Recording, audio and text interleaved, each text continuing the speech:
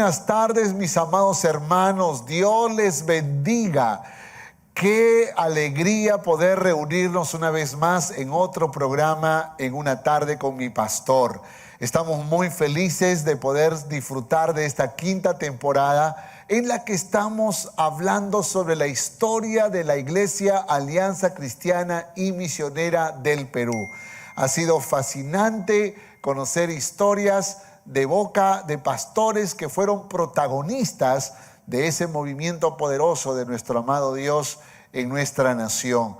Y en esta tarde, en esta tercera sesión, tenemos a un pastor invitado, un pastor que estamos seguros que va a ser de gran bendición. Él nació en Lambayeque en 1940, un hombre de Dios que perteneciente a una familia cristiana que se mudaron por temas del negocio, de las oportunidades a Chimbote en el año 1958, cuando este pastor que les voy a presentar tenía 18 años. Pues ahí fue cuando él se conoció a Jesucristo a los 19 años de edad en esa ciudad de Chimbote, bajo el ministerio del pastor Mark Bolstad, un misionero enviado para plantar la iglesia en esa ciudad. También este pastor invitado comenzó a crecer en su ministerio desde su juventud y llegó a posicionarse como un líder importante con un ministerio que fue creciendo. Llegó a ser presidente de la Alianza Cristiana y Misionera en diferentes periodos, pero sumando 13 años en la dirección de la presidencia y 5 años más como vicepresidente y como secretario general. No hay duda de que Dios ha usado la vida de este siervo de Dios, que también fue pastor titular de la Iglesia Alianza de Chimbote en los años 1974, 1975. También fue pastor titular de la Iglesia Alianza El Agustino de 1982 a 1986 y pastor titular en Glendale, California, desde 1989 hasta el 2018, lugar donde sigue viviendo y sigue sirviendo a Dios hasta el último día de su existencia, como es el compromiso de todos los siervos del Señor. Me estoy refiriendo a este siervo de Dios, al pastor Samuel Calderón, a quien damos la bienvenida a esta transmisión. Pastor, te recibimos con mucho cariño, que Dios te bendiga. Muy buenas tardes, un saludo a toda la audiencia peruana, pastor. Muchas gracias, Pastor Antonio. Saludos, queridos hermanos y amigos, a quienes tengo el privilegio de comunicar otra vez después de muchos años y compartir un rato recordando las cosas maravillosas que Dios ha hecho en nuestro país, en nuestras ciudades, en el Perú. Gloria a Dios por lo que Él ha hecho, por lo que sigue haciendo y lo que va a hacer. Dios les bendiga, hermanos. Amén, amén. Gracias, pastor. Gracias por su saludo. Pues hay mucho que hablar, amado pastor. Es impresionante. Nosotros estamos enamorados de la historia de la Alianza, inspirados una vez más, ya que, como usted sabe, nació este movimiento en Caguapanas, 1925, pero luego estratégicamente se movieron a Huánuco. Huánuco era un campo blanco y hasta el día de hoy se recuerda el 6 de junio de 1926 como el inicio de la Alianza Cristiana y Misionera en el Perú. Por supuesto, hay mucha historia, los misioneros que comenzaron a llegar a la ciudad de Huánuco, la preparación del ITA, ¿no? La instalación del Instituto Teológico Alianza. En 1930 deciden abrir una oficina en la ciudad de Lima solo para recibir a los misioneros y trasladarlos a la ciudad de Huánuco, porque ahí estaban trabajando. Comienza a expandirse la obra del Señor alrededor de toda la ciudad de la región de Huánuco, llegando a otros pueblos, a otras ciudades, y ya hemos hablado esto en la historia. Pero de pronto comienzan a llegar misioneros que también van a ser enviados estratégicamente para conquistar el norte del Perú. Y por supuesto, uno de ellos son los misioneros Volstead. Y de alguna manera usted tiene una historia que contarnos de esos misioneros y de muchos más, porque precisamente cuando ellos estaban llegando a Chimbote para plantar la iglesia allí, usted se estaba moviendo de Lambayeque con toda la familia para esa ciudad, que de paso en esos años comienza a haber todo un movimiento en el negocio de la pesca y parece que se convirtió en una ciudad importante, que por supuesto también una oportunidad para plantar una iglesia y predicar el evangelio en ese lugar. ¿Puede contarnos algo de ese tiempo, pastor? Claro que sí, hermano, con mucho gusto. Cuando hablamos de los misioneros Volstead, quiero añadir un detalle. Sí. Los Volstead son una familia de misioneros muy bendecida y de bendición para Perú y Chile. Digo eso porque Marcos Volstead, el misionero que inició la obra en Chimbote, tenía un hermano, Carlos Volstead, que fue el que vino a Perú en el año 1928. Hablamos de 3 años después de haber venido los pioneros. Entre ellos también podemos contar a él como uno de los pioneros porque, repito, 1928, él llega y él va hasta Caguapanas. Wow. Él se enferma gravemente y es trasladado a Lima, donde es tratado, y pasa un tiempo de descanso para luego volver a la sede en Nueva York y ser trasladado a Chile, porque razones médicas hacían que era mucho más recomendable para la salud de él moverse a Chile. Pero menciona ahora a su hermano Marcos Volstead, que llega a Perú en 1933. Y cuando yo lo conozco como misionero, plantador de iglesia en Chimbote, ya está casi culminando su ministerio. Entonces, hablamos de la obra en Chimbote como un esfuerzo de este misionero y otros misioneros más que vinieron después que él completó su periodo, en ese privilegio que hemos tenido como iglesia de Chimbote de recibir a varios misioneros en la plantación de la iglesia. Estoy refiriendo a Marcos Volstead, a Ricardo Abrams, a Merle Slater, me estoy refiriendo a John Garner, que en su intento de ir a servir a Chimbote tuvo un accidente y su esposa falleció en el accidente y no pudo continuar. Me estoy refiriendo entonces a estos siervos de Dios que han pasado años, con quienes hemos tenido un tiempo lindo de trabajo conjunto. Qué tremendo, pastor. No hay duda de que la historia nos muestra que los misioneros que vinieron para plantar las iglesias y para pastorear a los nacionales realmente tenían un corazón dispuesto a darlo todo, inclusive a morir por causa del Señor. A mí me sorprende esa historia de los Garner que en su intento de querer ir a pastorear la iglesia de Chimbote en un viejo Volkswagen, parece que se trasladaron y se estrellaron por una luz que parece que un camión que venía en sentido contrario le hizo perder un poco la visión y tuvo ese accidente trágico que usted cuenta. Y pues cosas como esas seguro han pasado, tantas historias que probablemente han quedado en el olvido aquí en la tierra, pero no en el cielo, porque nuestro Dios, por supuesto, que tiene registrado cada evento, cada sacrificio, cada riesgo que hemos tenido. Los Volstead, pensando en los Volstead, que fueron los que abrieron la obra allá en Chimbote, también estuvieron en Huánuco, como usted dice, muchos años atrás, estuvieron en Lima. Posterior a Chimbote, estuvieron en otra ciudad también, ¿verdad?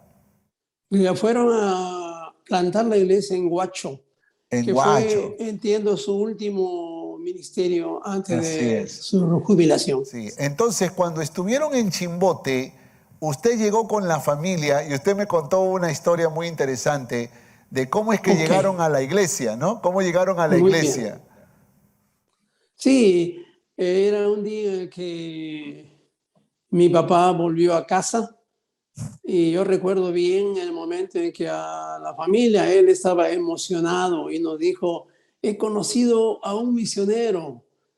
Incluyó algo que él había observado. Dice, su rostro reflejaba una paz. Wow. Y vamos a ir el domingo, me ha invitado a la iglesia que están comenzando en tal dirección. Era una casa que habían rentado o alquilado y la sala la habían transformado en un pequeño salón de reuniones. Y la primera impresión que yo tuve cuando entré fue la del piano, con la hermana Margarita, la esposa de Marcos Bolsa, tocando el piano y él Ajá. cantando y bendiciendo a todos los pocos que habíamos llegado. Qué lindo, qué lindo. ¿Y usted se convirtió en ese año, pastor? Sí, pasaron unos meses y vino un predicador invitado y él predicó la palabra del Señor y fue una ocasión en que yo presté mucha atención y me di cuenta de mi condición. Recordé que yo no había hecho un compromiso personal y él Ah, invitó al final de la predicación y dijo, los que quisieran recibir a Jesús como Salvador personal hoy, esta es la oportunidad, levanten su mano. Y yo levanté mi mano también junto con otros. Y ese fue el día en que yo le pedí perdón al Señor, reconocí que como pecador necesitaba un Salvador y recibí a Jesús como mi Salvador.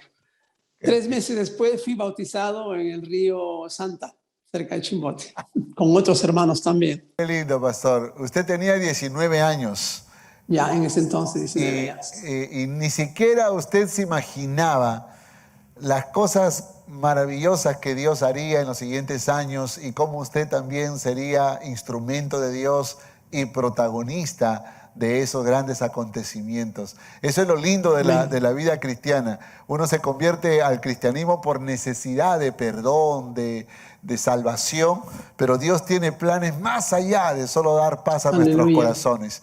Quiere Amén. usarnos para bendecir a la comunidad, al país y al mundo entero. Y usted ha sido un instrumento de bendición en ese tiempo. Yo me he leído el material del pastor misionero Federico Kowalczuk y usted aparece en la historia, pastor. Por eso es que yo me siento honrado, privilegiado de poder ahora estar conversando con usted y, por supuesto, entrevistándole. Sin dejar de mencionar que también cuando estuve en California, tuve el privilegio de conocerle en persona y más aún estar en su iglesia compartiendo la palabra del Señor, que fue Amén. Así todo en un fue. solo día. Nos conocimos, nos conectamos, estuve allá y fue para mí un privilegio y una bendición. Así que, Amén. continuando con la historia, amado pastor, desde muy joven usted ya convertido a Cristo se comprometió en la obra del Señor. Usted estaba prácticamente sirviendo a Dios comprometidamente. Sí, es cierto. Algo sucedió en mi vida que tiene que ver con también lo que sucedió en la vida de mi padre. Él se había convertido al Señor poco antes de que yo naciera, así que cuando yo ya nací, fui presentado, dedicado al Señor como acostumbran los padres. Ajá. Y desde niño me acuerdo en las reuniones, la escuela dominical, las clases bíblicas, pero a mí me importaba mucho, o especialmente las clases del Antiguo Testamento, porque me hacían ver el Medio Oriente y en la escuela y en la escuela secundaria, el colegio secundario, para mí el curso de geografía y historia eran muy apreciados. Entonces, la parte histórica de la Biblia me inquietó para que yo me metiera más a fondo. Mi papá había comprado en su entusiasmo libros porque él también quería servir al Señor dentro de sus limitaciones, con una familia de 11 hijos. Entonces, él compró comentarios bíblicos, diccionario bíblico, concordancia de las grandes que habían y una cantidad de libros que me sirvieron a mí. O sea, yo comencé a leer todo eso siendo un adolescente. Wow. Y eso fue la razón que cuando ya me comprometí y comencé en la iglesia a servir, quise estar al lado del pastor ayudando. Por eso me acuerdo de mi responsabilidad, por ejemplo, como maestro de la escuela dominical, predicación inclusive cuando el pastor estaba ausente y otras responsabilidades en el liderazgo, cuando se formó el consistorio, junta de gobierno, como se le llama la junta directiva. Ajá. También estuve allí. Y el pastor, los pastores, cada vez que había un retiro para pastores, me llevaban a mí sin ser pastor. Entonces tuve la bendición de recibir mucha enseñanza extra y de Claro. leer. Entonces, en cierta forma, me considero un autodidacta. Me ayudó mucho para poder servir al Señor. Amén, amén. Y bueno, usted llegó a ser presidente de la Alianza Cristiana y Misionera muy joven, tenía alrededor de 30 años. Correcto. Y fue propuesto por el pastor Bostas, de paso, que ha sido, parece como un padre espiritual, como un mentor para usted. ¿Cómo fue ese momento de la propuesta Ok. y qué respondió finalmente?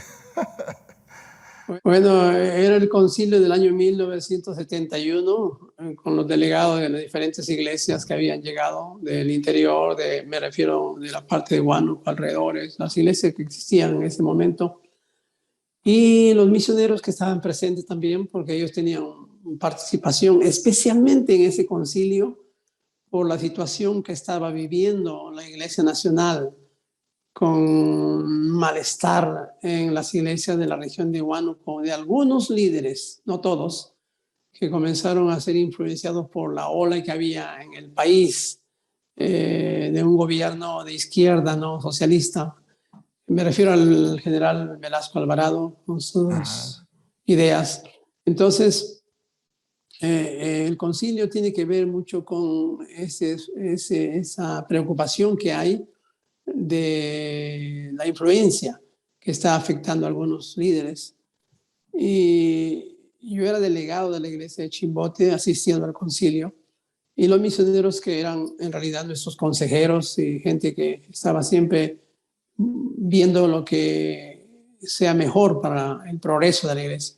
Ujú. Me estoy refiriendo ahora mismo en el momento cuando no era Marcos Bolsta, sino Merle Snyder, el superintendente de la misión en ese momento, el que estando en Chimbote, él en un momento del concilio se acerca y me habla y me dice, Samuel, tenía mucha confianza conmigo él. Entonces, él me dice, ¿tú estarías dispuesto a aceptar la responsabilidad de presidente de la Iglesia Nacional? Entonces yo me sorprendí y lo miré un rato porque él era muy bromista, hacía siempre bromas. Y yo pensé que me estaba haciendo una broma. Pero él me miró más y me dijo, no es broma, es cierto, estamos considerando esa posibilidad. Yo me quedé callado, en realidad no sabía qué hacer. Le digo, mira, tengo que hablar con mi esposa y orar. Y así fue. Hablé con ella, oramos. Y al siguiente día en la elección, la asamblea decidió y comenzó para nuestra vida de familia algo completamente nuevo, inesperado, pero muy bendecido, por supuesto. Gracias a Dios. Wow, wow, qué tremendo, qué tremendo. Y bueno, pastor, usted prácticamente asumió la responsabilidad de la presidencia de la Alianza Cristiana y Misionera del Perú en una coyuntura muy difícil. Como usted dice, ya el gobierno de Velasco Alvarado ya había iniciado, empezó el 68, al 71 ya habían como 2 o 3 años que habían pasado. Puede que ya había toda una cambios muy radicales en el Perú y una mentalidad divisora, ¿no? Que de alguna manera afectó a la denominación también. Así Y, es. y hay una porción de un material que les voy a leer. Dice, en un momento difícil y traumático, el nuevo presidente, el reverendo Samuel Calderón, tuvo que enfrentarse con los rebeldes en plena sesión de una de las convenciones de la Alianza Cristiana y Misionera, la madurez espiritual y firmeza del hermano Calderón tuvo por resultado que más tarde los rebeldes venían uno por uno a pedir perdón y a disculparse por su conducta. Así que este movimiento que prácticamente nació en el corazón de Dios, estaban siendo testigos de cómo se estaba expandiendo, que había una oposición de la iglesia, del catolicismo de la época, luego del gobierno, pero ahora hay como una crisis interna, una lucha interna a causa de estas nuevas filosofías que seguro se estaban implantando en esa época. Yo quisiera que usted me explique o me cuente cómo fue que usted vivió ese momento, esa experiencia, ese desafío. Quisiéramos que siempre la obra sea linda, sea hermosa, pero el Señor dijo, habrán aflicciones, habrán adversidades, habrán pruebas. Usted era muy joven, pero asumió el desafío y puso paños fríos en una situación muy difícil. ¿Recuerda esos Así momentos? Sí, lo recuerdo bien, hermano, porque entre otras cosas, esa carnalidad o esa frialdad en algunos líderes que he mencionado, los llevó a una actitud incorrecta. Yo me acuerdo de uno de los líderes, un hombre mayor ya, quiero evitar estar mencionando nombres, pero Sí. un hombre reconocido porque había servido también como líder nacional. Él, cuando llegamos para hacer los contactos en esos diversos viajes hacia Huánuco, cuando fuimos para hablar con todos los que era necesario hablar, él me miró y en cierta forma me despreció porque me consideró muy joven para tratar cosas tan importantes como las de esta situación en las que ellos querían enfrentar a los misioneros y hablaban de una especie de expropiación de bienes de los misioneros y cosas así. Entonces, tuvimos que usar, por supuesto, la palabra del Señor y la firmeza, y también creo que me sirvió mucho el hecho de ser nuevo, de no conocer mucho la historia de ellos, hasta que después la conocí, por supuesto, conozco la trayectoria. Pero en ese momento el Señor estuvo con nosotros, había oración, sin duda, apoyo de la misión, que conocía que era una situación que parecía que iba a producir una división y una pérdida del trabajo de los misioneros en los años pasados. No resultó eso, gloria a Dios por eso. Amén. Pero Amén. fue una experiencia que cuando recordamos nos da un poco de tristeza, pero gracias a Dios que la pudimos pasar. Él estuvo con nosotros, eso no hay duda, que el Señor nos bendijo, nos dio sabiduría y gracia. Y así sucedió, que después de un tiempo logramos que los que habían estado en contra y se habían alejado comenzaran a volver. Gracias a Dios por todo lo que sucedió en esa época.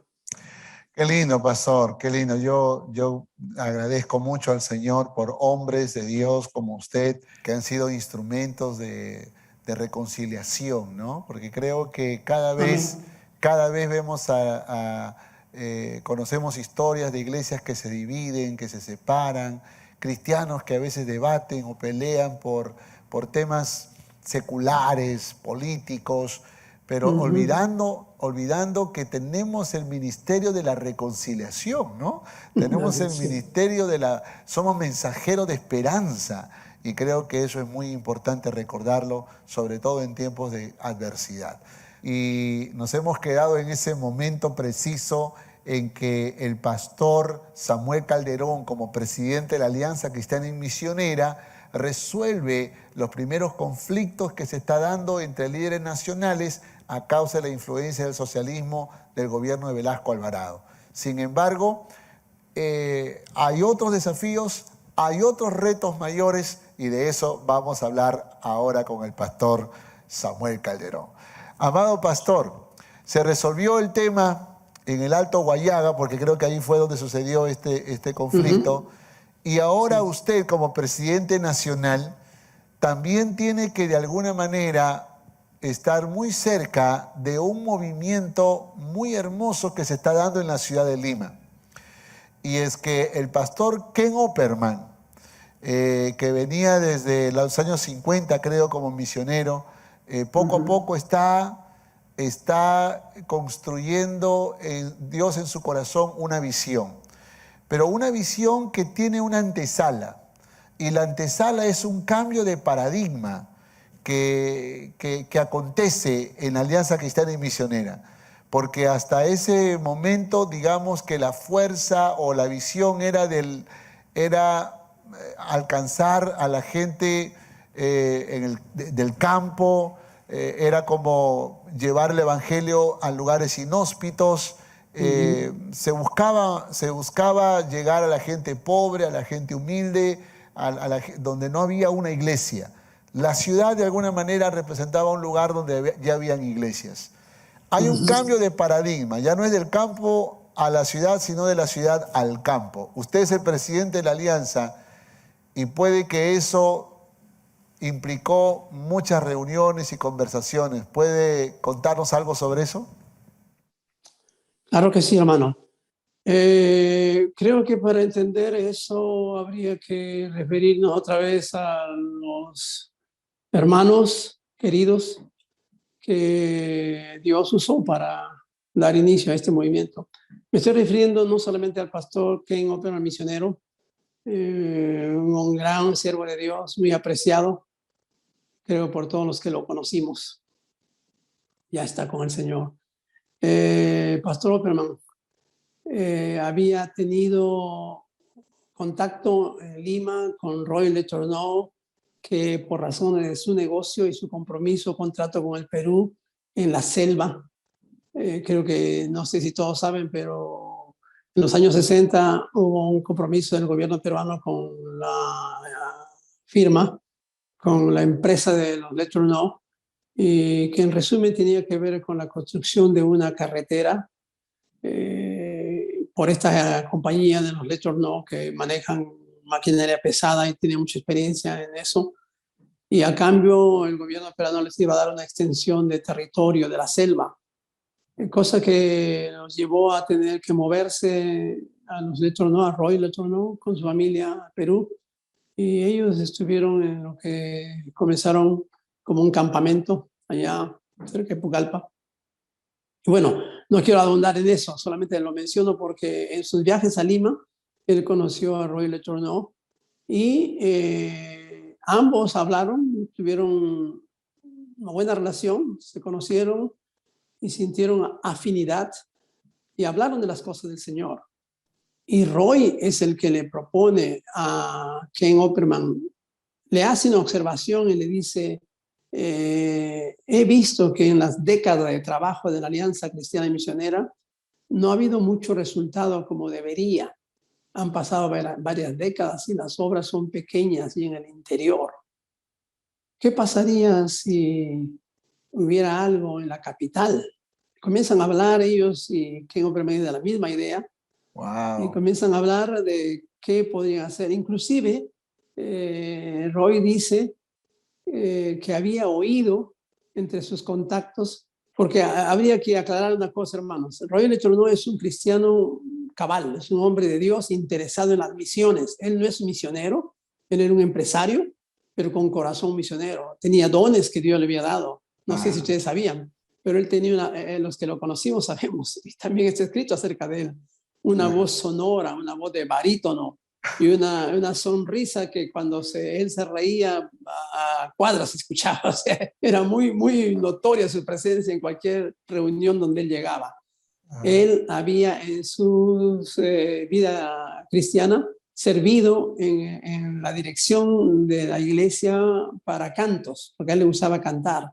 Era músico, tocaba trompeta, tocaba también trombón. En fin, era un hombre con muchos talentos, muchos dones. Formó parte de un cuarteto, cuartetos varios, de cantantes aquí en Estados Unidos.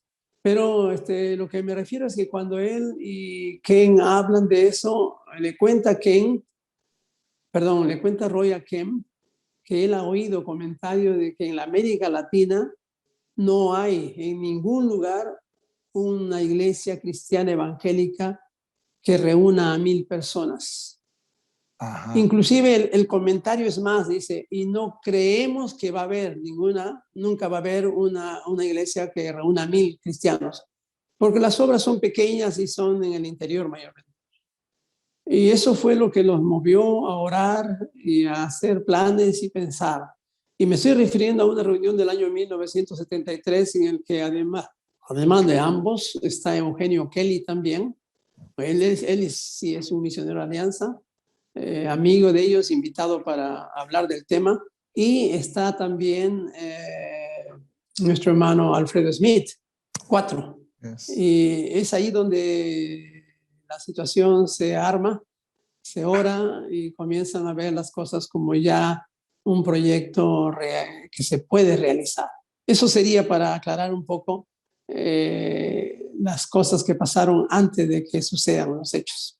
Interesante. Y en esa lista también estaba, bueno, Eugenio Kelly, Alfredo Smith, Federico Kowalczuk, Ricardo Abrams, Arnaldo Cook y los líderes nacionales Humberto Lai y Juan Gutiérrez, a quien entrevistamos el viernes pasado. Ok, aunque la primera que yo me estoy refiriendo, que es una reunión previa, llamémosle, pero la más importante, según se sabe, es la que están estos 4 solamente, Ken Opperman, con Roy Letourneau, Eugenio Kelly y Alfredo Smith. Wow. Después vienen más reuniones, por supuesto. Ok, pastor. Inclusive yo me acuerdo que yo también he participado en eso, porque creo que lo mencionaste, no sé si lo vas a mencionar. Ese proyecto era novedoso y parecía algo inalcanzable para todos, incluyendo a la misión, o sea, los directivos de la misión también lo veían como algo, un sueño un poquito irrealizable. Y mucho más los nacionales, ¿no? Los líderes nacionales. Pero gracias a Dios, yo doy testimonio de que en lugar de crear un malestar, eso despertó a todos nosotros a algo nuevo. Y yo recuerdo que para entonces estábamos hablando los líderes de la Iglesia Nacional, la Junta Nacional, con los líderes de la misión y soñando en un tipo de reuniones mixtas, le llamábamos, Claro. que deberíamos tener cada año, en el futuro, 2 veces al año, que ayudó mucho. Me estoy refiriendo a que era necesario la armonía, la unidad para que suceda lo que más tarde vimos. Ok, y Dios lo permitió. Y pastor, usted, ese fue el año 1973 y usted era el presidente nacional de la Alianza. Correcto. Entonces, de alguna forma hay una gran responsabilidad para darle cobertura a ese sueño, a esa visión, a ese plan. ¿Eso obligó un cambio de paradigma? ¿Obligó conversaciones, reuniones de trabajo? ¿Cómo fue eso? Por supuesto que sí, hermano, porque había que reunirnos nosotros como miembros de la Junta Nacional, la Junta Ejecutiva Nacional.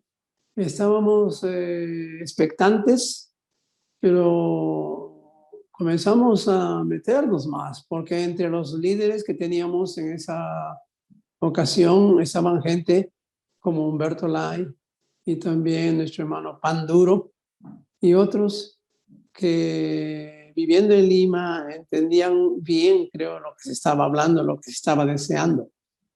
Así que reuniones tuvimos, por supuesto, y decisiones que hacer. Y yo no recuerdo en ningún momento en cuanto a nuestra junta, nuestro grupo, que hubiera algún desacuerdo. Más bien había entusiasmo, había alegría. Es decir, esa visión fue captada por nosotros. Y yo creo que también los misioneros, aún los que habían trabajado toda su vida en el interior, no fueron indiferentes. Lo miraron con respeto, con expectativa, pero estuvieron dispuestos a orar y a apoyar este proyecto. Otra vez, el movimiento de Dios que conocemos originalmente como Lima, el encuentro con Dios, así le llamo yo, un movimiento del Espíritu, es consecuencia de un esfuerzo de todos los que en ese tiempo estábamos ocupando alguna posición de liderazgo. Así es, así es. Usted prácticamente y muchos otros estuvieron en la antesala de alguna forma siendo responsables de seguir abriendo las puertas para poder dejar que ese mover de Dios también aconteciese, ¿no? Fluye así. Y qué tremendo, qué tremendo. Usted también fue parte del movimiento LED porque pastoreó la iglesia del Agustino. No hay duda de que fue tiempos muy importantes y muy trascendentes. Yo miro tres cosas. Uno, el cambio de paradigma, porque había que cambiar de pensamiento para concebir la idea de un templo grande en la ciudad, cosa que no era la costumbre. Segundo, era una visión clara de lo que se quería lograr, de lo que se quería hacer, y ahí es donde también creo que este equipo fue clave, fue importante. Y lo tercero, que siempre lo decimos en cada cosa que soñamos en la vida, los recursos financieros, Eso. que son importantes. Y ahí entonces creo que tanto la Misión Alianza como la Fundación Leternot tuvieron, digamos, mucha participación, Sí. ¿no? Para Así que es, se hermano. logre. ¿Usted recuerda eso? ¿Recuerda cómo hubo una participación, compromiso de la Misión Alianza y de la Fundación Leternot? Sí, los letros no, especialmente Roy, tiene mucho que ver en este asunto de los recursos económicos. Él no solamente de sus propios recursos, pero también inquietó a otros hombres de negocios, amigos, y formó una institución, una organización de hombres de negocios cristianos con los cuales él se unió y los inquietó a apoyar obra de Dios en diferentes países, incluyendo Perú. Así que recursos vinieron de él y también de otros hombres de negocios con empresas que, animados por lo que Roy hacía, lo apoyaron y dieron. Así que un día se sabrá la lista más completa Así de es. todos los recursos y las cantidades enormes de dinero que fluyeron y que llegaron para apoyar la obra, que de otra manera no se hubiera podido realizar, ¿no? Así Porque es. había un costo alto y la misión como misión también dio recursos, aunque no era tanto en mi apreciación como lo Ajá. que los Le Tourneau y sus contactos dieron para que la obra pudiera realizarse en la adquisición de propiedades, me refiero. Qué tremendo, qué tremendo. Pues miren, Además, perdón hermano, permíteme sí, decir que nuestro hermano Roy estuvo en contacto continuo. Él nos sorprendía varias veces viniendo a Lima, piloteando su propio avión, porque él era wow. piloto también. Y varias veces tuvimos el privilegio de que los pastores en Lima fuimos invitados a un buen restaurante en Lima, donde Roy nos reunió, nos invitó y nos dio una cena y nos habló y nos animó. O sea, tenemos mucha deuda con esa familia y con esta hermana particularmente. Ya está con el Señor, por supuesto. Amén, amén. Como Qué alguien ha lindo. dicho, perdón, estuve leyendo algo acerca de él, de su funeral, y parece que alguien dijo que conociendo cómo es él, porque era un hombre que con donde llegaba y hablaba, su voz era tan sonora, tan fuerte, que todo el mundo se daba cuenta que estaba Roy ahí. Entonces alguien dijo que cuando él ahora llegó al cielo, tiene que haber causado todo un algarabío con la gente por la voz que él... Ay, Ok. ay, ay. Bueno, mis amados hermanos, ustedes están escuchando una historia poderosa acerca de cómo se gestó este movimiento que se conoce como Lima al Encuentro con Dios. La Alianza Cristiana y Misionera empezó décadas atrás, pero se fue gestando algo que terminó siendo una poderosa bendición. Pero noten, por favor, un cambio de mentalidad.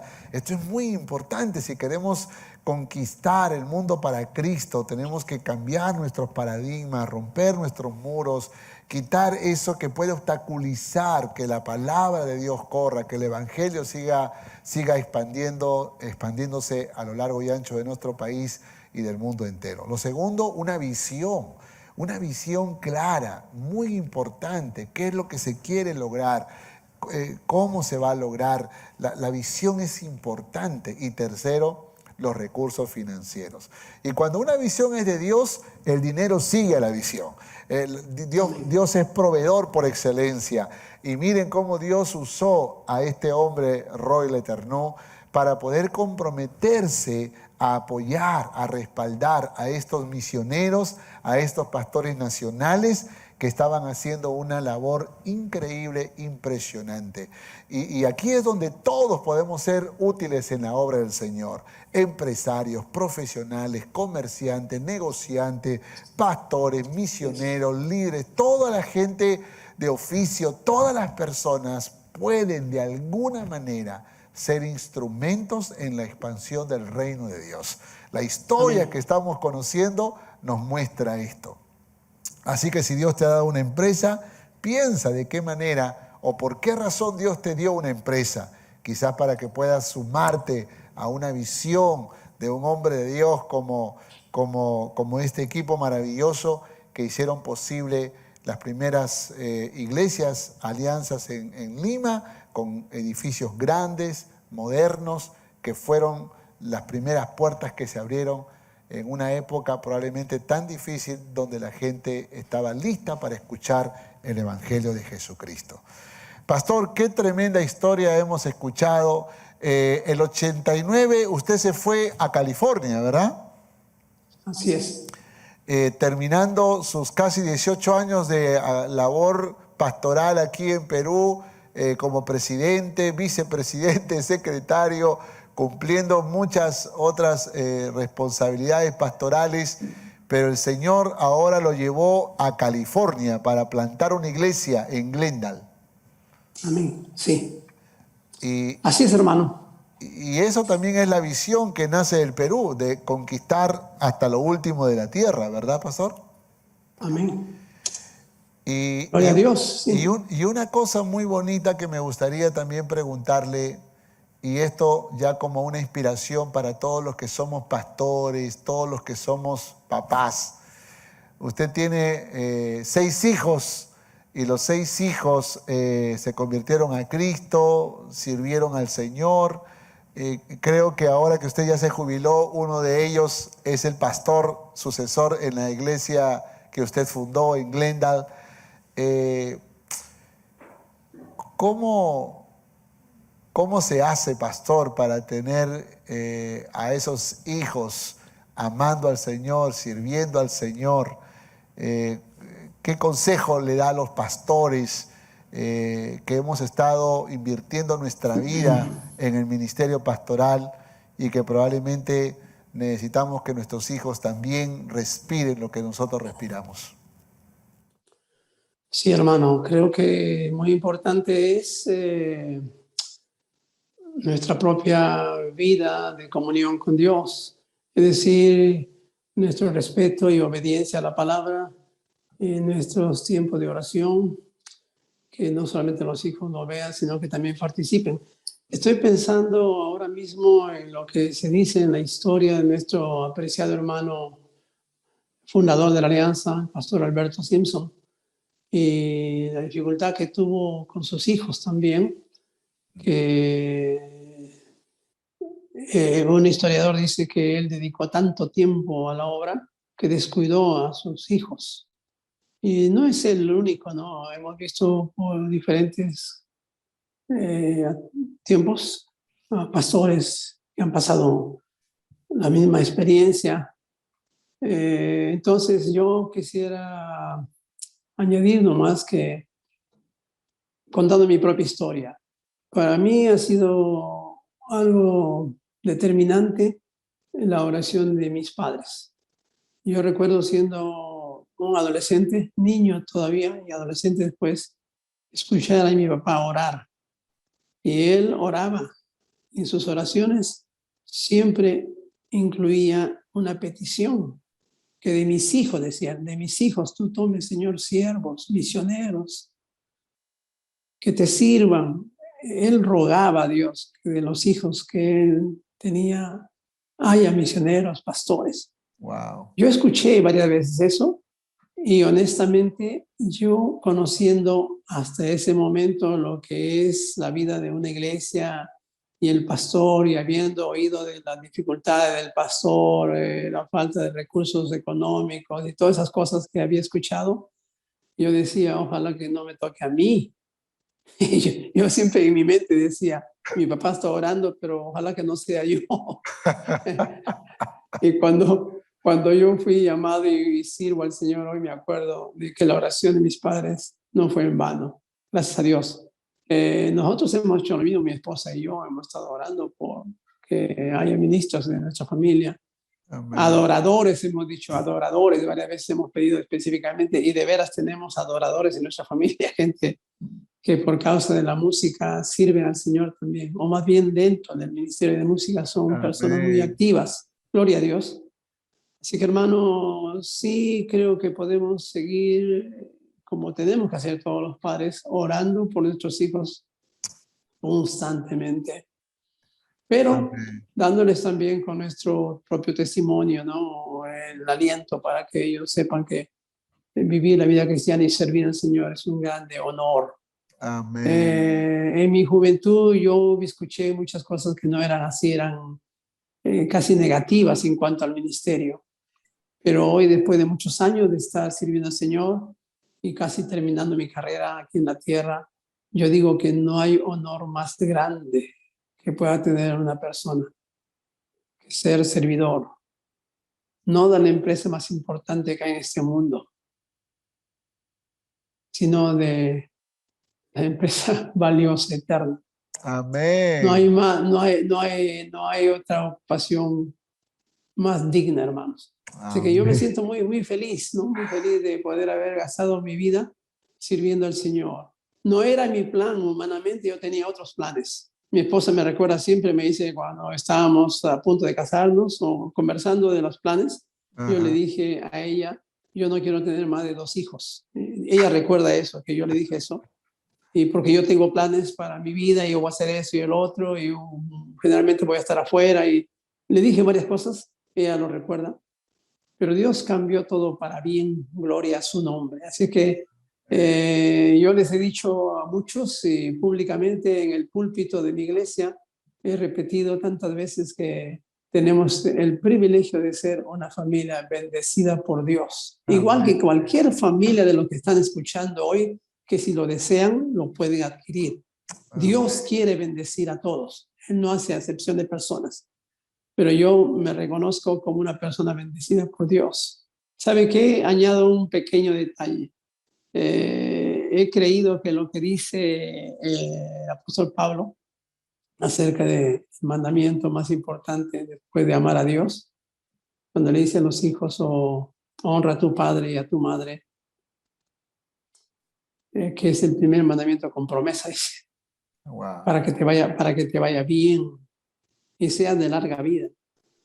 Y cuando yo leo eso y lo medito y lo predico, me doy cuenta que en mi propia vida Dios ha hecho cosas bien lindas.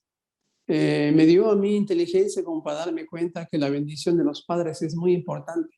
Así que cuando yo salí de la casa, yo no quise salir hasta que no fuera bendecido. Le pedí a mi papá y mi mamá que pusieran sus manos sobre mí. Y fue la primera vez cuando yo salí para estar fuera de mi casa, rumbo a Lima, para un intento de educación que yo tuve en los años 60. Y me Wow. fui bendecido. Igual pasó cuando me casé. Ellos me bendijeron, mis suegros también bendijeron a esa familia. Y cuando salimos del país, nos bendijeron ellos otra vez, y los líderes de la Iglesia Nacional. Y entonces yo sé lo que significa ser una persona y una familia bendecida. Lo deseo para todos, en realidad. Lo estoy compartiendo solo para animar a que es Claro. verdad lo que Dios dice. Es verdad lo que Dios nos dice, que Él quiere bendecirnos, hermanos amados. Así que gracias por escucharnos y por conocer un poquito más. Amén. Amén. Amén. Conocer un poquito más las cosas de la historia de la Iglesia Nacional en Claro Perú, que donde sí. Dios ha sido muy bueno, bendiciéndonos en gran manera. Amén. Y amén, pastor. Y qué lindo es que estemos terminando esta entrevista conociendo su corazón también, porque creo que eso es muy importante. Generalmente las familias cristianas conocen al predicador, al pastor, al líder, al soñador, al visionario, pero usted nos ha compartido su posición de esposo, de papá, de hijo. Nos alegra mucho poder conocer su corazón. Precisamente Una tarde con mi pastor es un programa que tiene su frase de corazón a corazón, ¿no? Es decir, Amén. hablar con el corazón. Y gracias. Permítame celebrar el nombre de nuestro Señor aplaudiendo, porque realmente hemos sido inspirados en esta tarde. Y gracias por su tiempo, amado pastor. Así que quiero decirle a todos mis hermanos que están en la transmisión que este programa es un programa que seguro ha bendecido nuestros corazones. Aún cuando termine esta transmisión, usted puede compartir esta transmisión con todos los hermanos, amigos, para que puedan conocer la historia de la alianza, pero también la historia de un hombre de Dios a quien Dios ha usado y sigue usándole en este tiempo de una manera distinta, pero con el objetivo de que su nombre, el nombre de Dios, sea glorificado. Así que vamos a despedirnos de esta transmisión, una vez más agradeciéndole, pastor, por su tiempo con nosotros en Una tarde con mi pastor. Que Dios les bendiga y que el Señor les regale un fin de semana de victoria. Pastor, nos despedimos de la transmisión. Bendiciones, hermanos. Pasa a vosotros. Gracias a Dios. Gracias, hermano. Gracias por la oportunidad. Dios les bendiga a todos.